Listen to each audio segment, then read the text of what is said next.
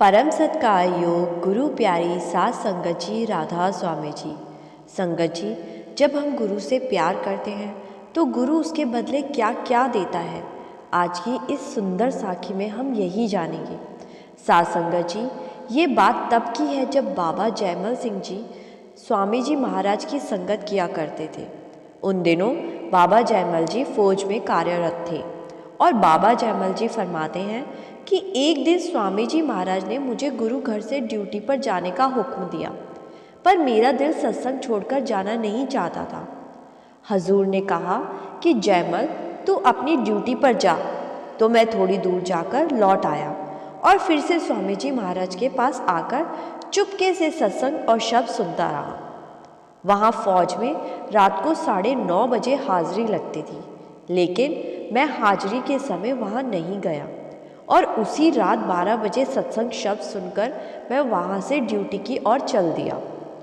वहाँ जाकर मैंने सिपाही से पूछा कि मैं तो गैर हाजिर था, मेरे लिए क्या हुक्म है, ड्यूटी वाले ऑफिसर के पास जाऊं कि अपने कमरे में जाऊं?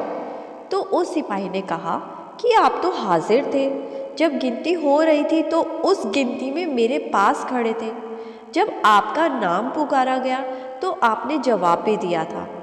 मुझे सिपाही की बात बड़ी अजीब लगी और उसकी बात सुनकर मैं ड्यूटी वाले ऑफिसर के पास गया और उससे भी कहा कि मैं गिनती में हाजिर नहीं था। उसने भी सिपाही वाली बात कही। उसने कहा कि तुम तो हाजिर थे, मैंने खुद अपनी आंखों से तुम्हें देखा था। उसके बाद मैं वहाँ से चुपचाप चला आया और अपने मन में सोचा कि मुझ पर तो स्वामी जी महाराज की बड़ी दया है। मुझे पक्का विश्वास हो गया कि मेरे स्थान पर तो स्वामी जी महाराज ने हाजिरी दी है। उसके लगभग 20 दिन के बाद मेरी ड्यूटी उस कमरे में लगा दी गई जहां फौजी का दरबार लगता था और कानून की किताबें भी देखने के लिए रखी जाती थी। वह ड्यूटी 9 दिन की रहती थी। मैंने वहाँ एक आदमी से कहा कि भाई, तो मेरी जगह मेरा यह काम कर देना और मुझे स्वामी जी महाराज के सत्संग पर जाना है। और यह कहकर मैं वहाँ से स्वामी जी महाराज के सत्संग में आ गया। मैंने वहाँ जाकर बताया कि मैं 9 दिन की छुट्टी लेकर आया हूँ। हजूर स्वामी जी महाराज ने कहा ठीक है, और उन्होंने मुझे एक कोठरी दे दी। मैं सत्संग सुनकर उस कोठरी में रहने लगा। फिर 9 दिन के बाद जब मैं वापस ड्यूटी पर गया तो मैंने उस आदमी से पूछा कि किताबें कहाँ हैं, मुझे दूसरे को चार्ज देना है। उसने कहा कि आप सवेरे ही तो 7 बजे रख कर गए थे, आप कैसे भूल गए?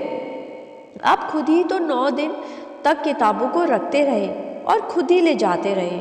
मैं रोज आपको यहीं देखा करता था। उसकी ये बात सुनकर मैं फिर चुपचाप लाइन में चला गया और ऑफिसर से जाकर बोला कि मैं हाजिर हो गया हूँ। मैं आपसे 9 दिन की छुट्टी लेकर गया था, आज 9 दिन पूरे हो गए हैं और मैं वापस ड्यूटी पर हाजिर हो गया हूँ। तो उस ऑफिसर ने कहा कि भाई, क्यों मजाक करते हो? 9 दिन तक मैं तुम्हें तुम्हारे नंबर से बुलाता रहा, तुम जवाब देते रहे और मुझे कह रहे हो कि मैं आज ही आया हूँ। यह क्या बात हुई भला? मैंने उससे फिर पूछा कि क्या सचमुच मैं हाजिर था?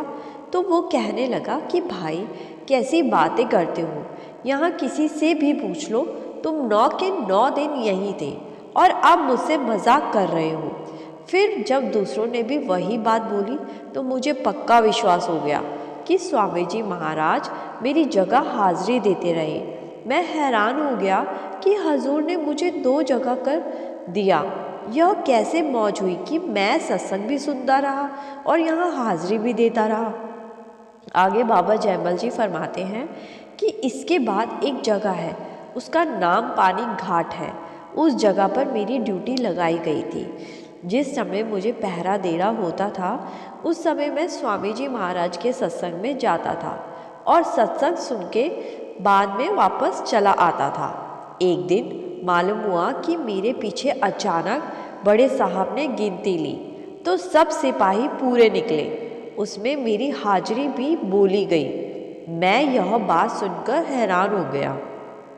फिर दिल में सोचकर हजूर महाराज का ध्यान किया और शुक्र किया कि हे मेरे सद्गुरु, आप हर वक्त मेरी संभाल करते हैं, आपने मेरी हर जगह हाजिरी दी है।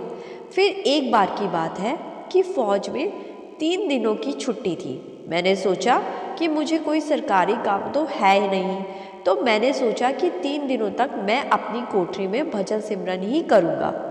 खाना बनाने वाले को मैंने कह दिया कि मुझे बुलाना मत, जब मुझे ज़रूरत होगी तो मैं खुद खाना लेने आ जाऊँगा, और अगर कोई मेरे बारे में पूछे तो कह देना कि वो छुट्टियों में घर गया है, और मेरी कोठरी को बाहर से कुंडा लगा दो। फिर उसके बाद जो कोई बुलाने आता बाहर से कुंडा लगा हुआ देखकर चला जाता। मेरी ड्यूटी उस समय वहाँ हिसाब किताब रखने की थी कि कितना खर्च हुआ, उसका पूरा ब्यौरा देना मेरा काम था।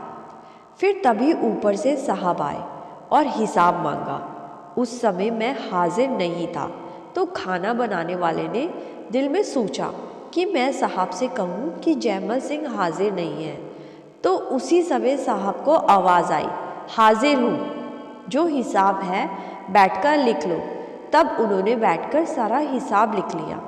हिसाब दिन में 2 बार लिखा गया था। बाहर क्या चल रहा है इसकी मुझे कोई खबर नहीं थी। मैं अपनी कोठरी में भजन सिमरन पर बैठा था। फिर 3 दिन के बाद मैं बाहर निकला तो साहब ने फिर हिसाब लिखने के लिए बुलाया और कहा कि आज का हिसाब नहीं लिखवाया। तो मैंने कहा कि मैं तो 3 दिन से अपनी कोठरी के अंदर ही था, आज चौथे दिन बाहर आया हूँ। तो साहब ने कहा, तो पिछले 3 दिन से हिसाब कौन लिखवा रहा है? फिर साहब ने हिसाब वाला कागज़ मेरे सामने रखा और बोले कि देख, क्या ये तूने नहीं लिखा? जब मैंने वो कागज़ देखा तो मैं हैरान था। वो तो मेरी खुद की लिखाई थी और हिसाब भी एकदम सही से मिला हुआ था। तब मैंने मन में हजूर महाराज जी का शुक्र किया। साध संगत जी, बाबा जी ने आगे फरमाया कि मैं भजन को पहले रखता था और नौकरी को बाद में। नौकरी की मुझे परवाह नहीं होती थी। संगत जी, तो ये होता है अपने गुरु के प्रति प्रेम। जो लोग गुरु के काम को पहले रखते हैं तो गुरु उनके बाकी के सभी काम खुद ही कर देता है। परंतु आज के टाइम में गुरु के लिए ऐसा प्यार, ऐसा जुनून देखने को नहीं मिलता। अगर कहीं है भी तो वो गर्जों का प्यार है, मतलब का प्रेम है। बाबा जयमल जी ने अपनी नौकरी की परवाह न करते हुए अपने गुरु को सबसे पहले और सबसे आगे रखा। गुरु ने भी कोई कसर नहीं छोड़ी, उनके काम गुरु खुद आकर करते रहे। संगत जी, हमें भी अपने दिल में अपने सद्गुरु के लिए ऐसा ही प्यार जगाना है जिसमें कोई स्वार्थ न हो, सिर्फ एक लगन हो, सच्ची लगन हो। गुरु के हुक्म में रहना ही हमारा सबसे प्रथम कार्य और कर्तव्य होना चाहिए। उसके बाद बाकी की दुनियावी काम करने चाहिए।